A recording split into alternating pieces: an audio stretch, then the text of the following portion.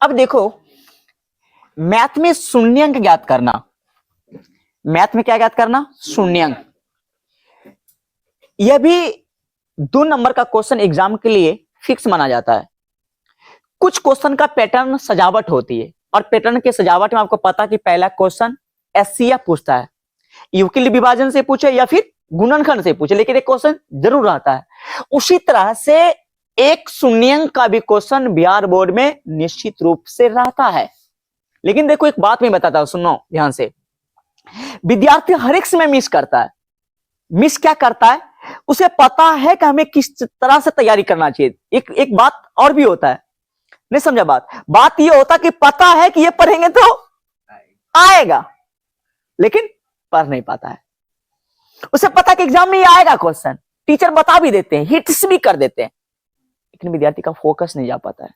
और इसी तरह से बहुत सारे विद्यार्थी हैं, तुम्हारा तो ये कब छोड़ो, लेकिन इस तरह से बहुत सारे विद्यार्थी अभी तैयारी की जो कर रहा है, अभी नहीं ख्याल करेगा, अभी ध्यान नहीं देगा, अभी फोकस नहीं करेगा। उसका ध्यान है कि लास्ट में जो 2 महीना पढ़ेंगे ना वही।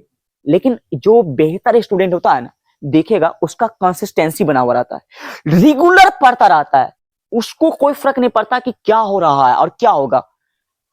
और हमेशा कछुए की चाल वाला विद्यार्थी सक्सेसफुल हो जाता है।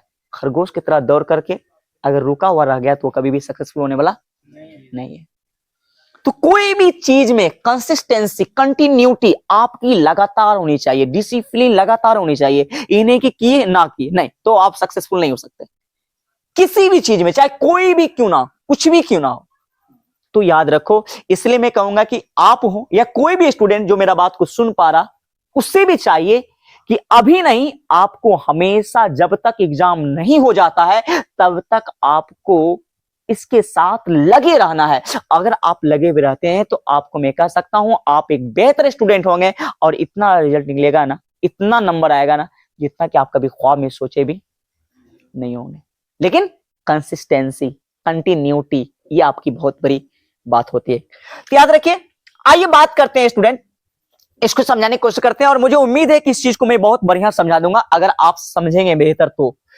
देखिए, सबसे पहला क्वेश्चन उठाता हूं, उससे पहले मैं अपना एक क्वेश्चन लेता हूं जो सबसे आसान है। अगर आपको कह दिया क्वेश्चन x² + 2x + 1, इसका कहता शून्यंक ज्ञात करने के लिए। क्या कहता ज्ञात करने के लिए? शून्यंक। क्या कह दिया भाई साहब? शून्यंक का ज्ञात करने के लिए कैसे ज्ञात करेंगे? गुणनखंड की विधि से। देखो, सबसे पहला चीज होता है ना, इसमें x² के गुणांक को देखते हैं। x² गुणांक, गुणांक क्या होता है? कितना से वह गुना है। अगर मैं सपोज करूं कि x² के साथ अभी कुछ से गुना नहीं, कोई से गुना नहीं है तो 1 है। मैं कहते जिसके साथ कोई नहीं उसके साथ खुदा है। जिसके साथ कोई चीज से गुना हुआ नहीं, इसका मतलब उसके साथ किससे गुना हुआ है? 1 से है। यानी x² के साथ कोई नहीं तो उसका मतलब क्या है? 1 है। और x के साथ कौन है भाई? 2 है। और ये क्या है? अचर है। क्या है? अचर है। तो इस गुणनखंड को बनाने के लिए सबसे पहली चीज जो बच्चों को ध्यान देना चाहिए, x² के गुणांक पर। किसको? किसके ऊपर? x² के गुणांक पर। तो सर x² गुणांक को हम देखेंगे तो यहां पर हम रफ लिखेंगे, तो रफ में हम क्या लिखेंगे भाई साहब? हम लिख सकते हैं x² के गुणांक क्या? 1 है। उसके बाद जो आपको फोकस रहना चाहिए, ध्यान सुनना, मैं बहुत क्लियर बोलता हूं, बहुत स्पष्ट बोलता हूं, बच्चे समझने वाले होना चाहिए। अगर बच्चे समझने वाले होंगे ना, एक बार में मेरे बात को घप सना धर लेगा, सर आई गॉट इट, मैं समझ गया। गॉट इट, समझ गया अंग्रेजी बोल तो समझ, तो ये तुरंत समझ जाएगा। लेकिन अगर तुम्हारा ध्यान अगर नहीं रहेगा तो फिर दुनिया का कोई इंसान ना ना ना कोई नहीं समझ सकता, कोई नहीं समझ सकता। हाँ, तो x² का गुणांक कुछ नहीं तो क्या है? 1 है। और अचर पद क्या है? 1 है। अचर पद को देखना, सर 1 2 3 क्या होता? अचर होता। और ABCD से Z तक उसको क्या बोलते हैं? चर। क्या बोलते हैं? चर। याद रखना बच्चे, अगर आप 9 में हैं या 10 में हैं, दोनों के लिए इंपॉर्टेंट है। 9th में भी आता है और 10th में भी आता है। अभी तक जो बच्चे नहीं पढ़े, इस चीज को पढ़ लो, और बहुत इंपॉर्टेंट है। 10th में भी ऑब्जेक्टिव या सब्जेक्टिव आ सकते हैं, और 9th में भी ऑब्जेक्टिव सब्जेक्टिव आ जाते हैं। इसलिए बच्चे को इसका अच्छे से स्टडी कर लेना चाहिए। ठीक है, अब देखो, मैं आज बता देता हूं उसका लॉन्ग, कल जो ऑब्जेक्टिव सॉल्यूशन करेंगे उसका शॉर्ट ट्रिक बताएंगे। शॉर्ट ट्रिक भी जबरदस्त होती है, जबरदस्त। तो x² का गुणांक क्या है? 1 है। अचर पद कितना? 1 है। अब दोनों को आपस में गुना करेंगे, 1 को 1 से गुना करेंगे तो क्या होगा? 1। एक को एक से गुना करेंगे क्या होगा, एक से एक गुना किया तो एक आया, तो बढ़िया से बोर्ड देख, ध्यान से देख। हाँ अब देख क्या, अब क्या होगा, एक जब आया भाई इसको फैक्टर करेंगे, क्या करेंगे, फैक्टर। जब फैक्टर करेंगे तो एक को एक से लगा सकते हैं, इससे ज्यादा आप नहीं लगा सकते हैं, बताओ पॉसिबल है, इससे ज्यादा पॉसिबल है। एक को एक से गुना करेंगे, एक को एक बार पढ़ेंगे तो हमको एक मिलेगा। अब करना क्या, खेल यहां से शुरू होता है, ध्यान सुनना, यहीं से खेल शुरू होता है। अब क्या करना, इसी के गुणनखंड से जोड़ करके या तो घटा करके, जोड़ करके या तो घटा करके, जोड़ कर और घटा करके हमको बीच वाला पुराना है, जोड़ कर घटा करके क्या करना है, बीच वाला पुराना। ध्यान सुना, इसी के गुणनखंड से जोड़ और घटा कर क्या पुराएंगे, बीच वाला। तो अब बताओ बीच वाला पुराएंगे तो एक और एक क्या होता है, दो। होता कि नहीं होता, बताओ होता कि नहीं होता है। आप जब भी गुणनखंड करोगे ना, इसका जब फैक्टराइज करोगे ना, तो आपको वहां पर ये जब क्वेश्चन बनाया जाता है इस तरीके से बैठाया हुआ रहता है कि तू गुणनखंड कर, जोड़ करके या घट करके हम आ जाएंगे, तुम टेंशन मत लो, हमको गुणनखंड करो ना, हम गुणनखंड करोगे ना हमको, हम खुद आ जाएंगे, आ जाता है। ऑटोमेटिक सिस्टम यहाँ कर दिया गया है। नहीं, अगर नहीं आ रहा तो इसका मतलब क्वेश्चन क्या है, गलत, क्वेश्चन है गलत, समझा। हाँ तो इसको जो तो एक और एक क्या होगा, दो। इसका मतलब एक एक्स और एक एक्स क्या एक्स, दो, ए बोगला क्या बोगला, दो बोगला। तो ये हो गया भाई साहब, आपको एक्स स्क्वायर यहां पर लिख सकते हैं, एक्स प्लस एक्स अब प्लस 1 है तो 1 लिख दीजिए, 0 का 0 लिख दीजिए। मैंने कुछ नहीं कहा, मैंने कुछ नहीं किया, बस इतना किया कि ये कहा था कि एक और एक, एक और एक एक्स और एक एक्स करके जोड़ दीजिए तो हो जाएगा 2x। तो मैंने 2x लिख दिया, उसी को 1x प्लस 1x बराबर 2x, प्लस था प्लस दिया, एक था एक दिया, बराबर था बराबर दिया, 0 था 0। कुछ नया हुआ क्या, कुछ नया हुआ क्या, कुछ नहीं, बस वही हुआ लेकिन थोड़ा सा बदल गया, चेहरा बदल गया ना, समझे। आप यहां तक देखना है इसको और यहां तक देखना, ध्यान सुनना भाई साहब, समझ में आ रहा है कि नहीं आ रहा, बताओ कि छोटू आ रहा समझ में, आप समझ में नहीं थे तो जुलूम हो जाती गाय, जुलूम हो जाएगा बहुत सारा गद्दारी हो सकता है, किसके साथ, मिस्टर छोटू के साथ। अभी अभी मंगला बोलबे ना, अंदर अच्छा हो भी ना वालो हो ना, वालो हो ना। क्या अच्छा, तो यहाँ आप देखो क्या होगा, यहाँ पर भी एक्स और यहाँ पर भी एक्स, जब कॉमन करते तो दोनों में देखते हैं, कॉमन जब करते तो दोनों में देखते हैं। जब क्या होता है कि आप देखते होंगे, कॉमन से मतलब ये हुआ कि बच्चा को एक तरफ, बुढ़वा को एक तरफ, जुआन को एक तरफ, ये हो गया कॉमन।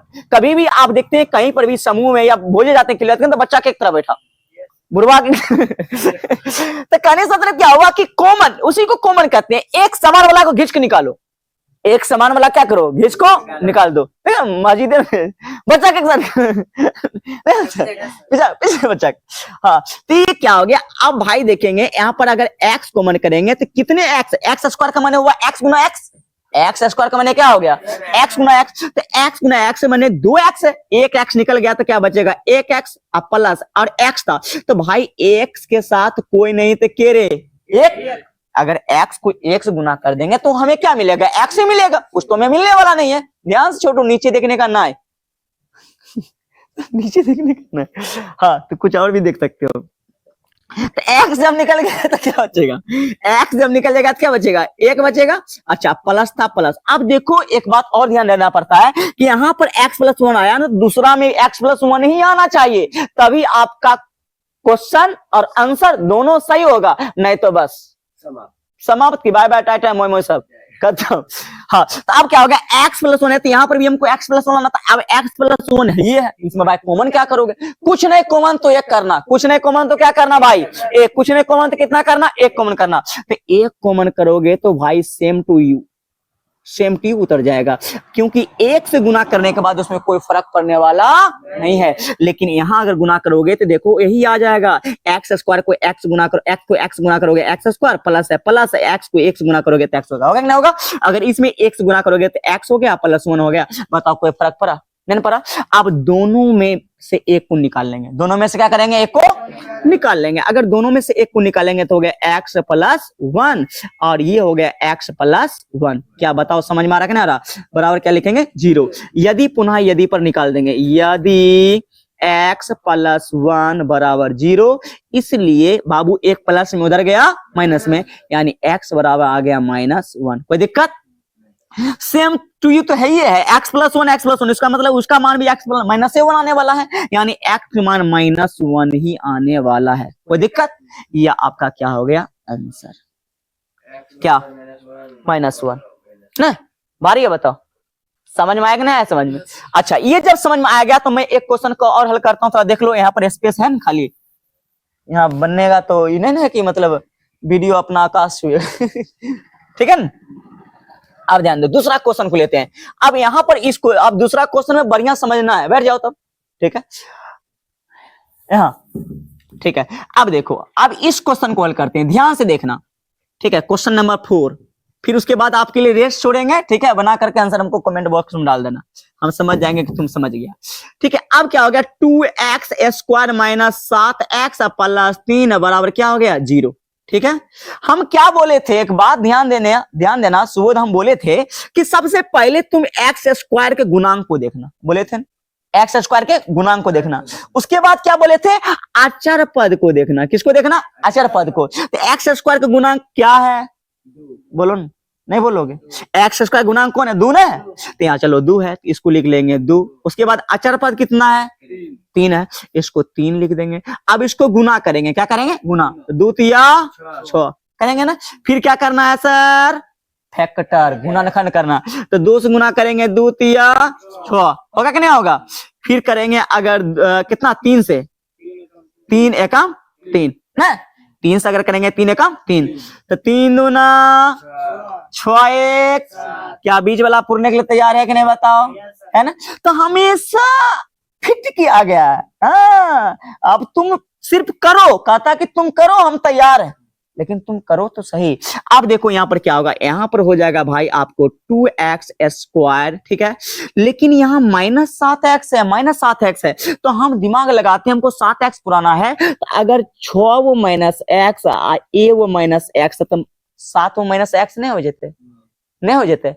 6 रुपया पहले से कर जा रहा हो, फिर जाकर मन बोलो कि है चॉकलेट दे दो, 1 रुपया फिर कर ली, तो कर्जन में गलो माइनस का मैंने क्या कर जा। तो 6 रुपया पहले से कर्जा रहे करो, खाए के बैठल नहीं, फिर कल ध्यान दो लेबो हल 1 रुपया फिर 7 हो गया लेकिन कर्जी हुआ तो -6x तो कितना हो गया? -7x। अब +3 है तो +3 उतार दीजिए, बराबर 0। कोई दिक्कत? आप ध्यान से सुनना, फिर वही बात रे, वही बात, फिर आपको कॉमन फिर करना भाई साहब। तो यहाँ आपको x मिल रहा है कि नहीं? मिल रहा ना। अब यहाँ पर 2 मिल रहा है, लेकिन 6 में भी सर 2 है, इसमें 2 गुना 3 है ना, इसमें x भी है, इसमें भी x है, इसमें भी 2 है, और इसमें भी 2 है। तो 6 में 2 भी है, आपको नजर नहीं आ रहा, लेकिन अंदर अंदर से है कि नहीं बताओ? इस तरीके से बात समझ रहे? ये बात मुश्किल बात छोटी समझ नहीं, लेकिन लगे जी बात। हाँ, तो क्या अंदर अंदर से है ना। हाँ सुनो, तो इसका मतलब 2 भी कॉमन हो गया और x भी कॉमन हो गया, तो ये हो गया 2x कॉमन। तो 2 निकल गया और एक x भी निकल गया, तो x तो बचा, माइनस है तो क्या दिया? माइनस। सर ये 2 निकल गया तो कितना बचा रे? 3 बचा, और x तो निकल गया तो खाली 3 है ना बचा। समझ में आ रहा बात? अच्छा, अब तुमको पता है कि x - 3 है, तो उधरों x - 3 ही आना चाहिए। सर कुछ नहीं कॉमन करेंगे तो क्या करेंगे? नहीं बोलोगे? कुछ नहीं कॉमन करेंगे, कितना करेंगे? 1। तब -1, तो -1 है तो 1 कॉमन कर लीजिए। अब देखो, जब भाई माइनस कॉमन होता है ना, ध्यान सुनना, जब माइनस कॉमन होता है ना, तो अंदर वाला प्लस वाला को माइनस कर देता है, माइनस वाला को प्लस कर देता है, प्लस वाला को माइनस, माइनस वाला को प्लस कर देता है। तो अब बताओ, ई माइनस में एकरा की करेगा? प्लस में। आई प्लस में एकरा कौन सी करेगा? माइनस में। अब बताओ कि दोनों मिला कि नहीं मिला? इसका मतलब क्या? सही है। ये हो गया, यदि दोनों में से पहले निकाल थी कर लो, x - 3 इंटू 2x - 1 बराबर कितना है? 0। तो अब होगा यदि x - 3 बराबर 0, इसलिए x बराबर कितना हो जाएगा? 3। क्या बताओ, समझ में आ रहा है? लग रहा है कि नेक्स्ट क्वेश्चन को उड़ाएंगे हवा छोटू है?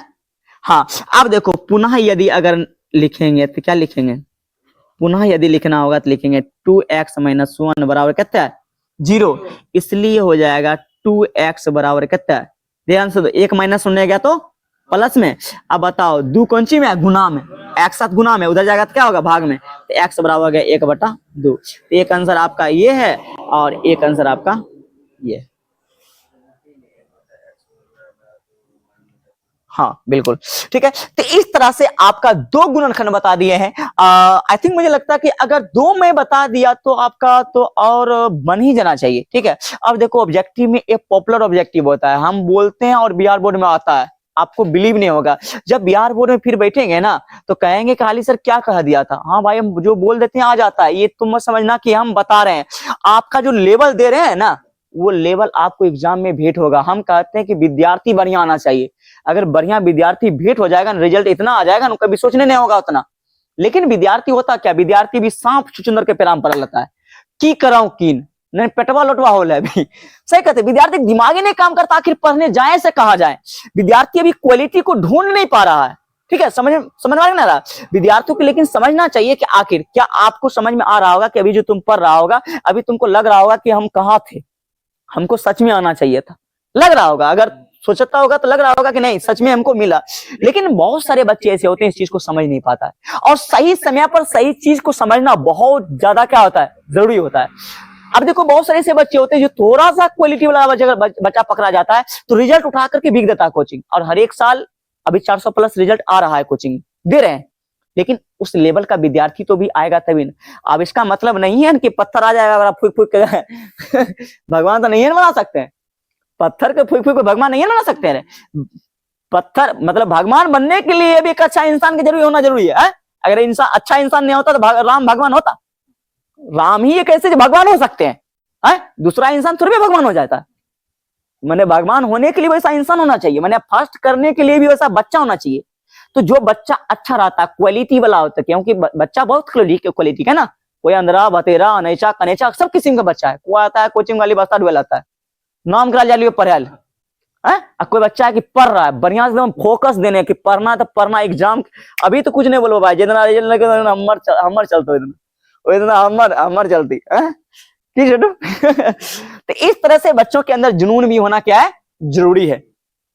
तो जो बच्चे पढ़ रहे हैं, जो पढ़ने वाला बच्चा है अक्सर वे करता, और उस अच्छे बच्चे को अच्छा जगह भी मिलना जरूरी है। क्योंकि फिजिक्स में बहुत अच्छे से हम पढ़ाते हैं कि भाई अगर लाइट का प्रकाश का परावर्तन कराना है तो दर्पण का होना जरूरी है, थरिया से नहीं होने वाला है। मट्टी पर चाहोगे प्रकाश का परावर्तन कराने के लिए तो परावर्तन नहीं होगा, दर्पण रहेगा तभी उस पर लाइट पड़ेगा, प्रकाश का क्या होगा, परावर्तन होगा। माने अच्छी चीज करने के लिए अच्छे लोगों का साथ जरूरी है। सर नहीं समझे। लेकिन बच्चा पता नहीं, बच्चा बहुत कुछ करता है। इसलिए मैं कहूंगा बच्चे, मैं क्या कर सकता हूं कि अगर आप मेरी बातों को सुन पा रहे हैं, अगर आपको लग रहा कि नहीं मैं सही चीज को समझ पा रहा हूं, आओ पढ़ो। ये बात तो मैं नहीं कर सकता हूं कि मेरी ही कोचिंग आओ। लेकिन अगर मेरी बातों को अगर आपको लग रहा कि नहीं सही मेरी स्ट्रेटेजी मिल रहा है, मेरी सही रणनीति मिल रही, मुझे अच्छा सब कुछ समझ में आ रहा, आओ पढ़ो। ठीक है, दुनिया के साथ बौखाओ मत। क्योंकि अगर आप अच्छे स्टूडेंट हो ना, तो अच्छे टीचर का भी होना आपके लिए क्या है, जरूरी है। तभी आप बेहतर रिजल्ट उठा सकते हो। ठीक है, मैं ये दो क्वेश्चन को सोल्यूशन किया, और सारे क्वेश्चन भी है क्या और बता दिया जाए कि रेस्ट कर दिया जाए, रेस्ट कर दिया जाए। ठीक है, नेक्स्ट क्वेश्चन क्या होगा कि मैंने दो क्वेश्चन को बता दिया है और बाकी कितना क्वेश्चन छूट गया, और बाकी क्वेश्चन को क्या करना है, बना लेना है। अगर नहीं बनेगा तो फिर नेक्स्ट डे देख लिया जाएगा।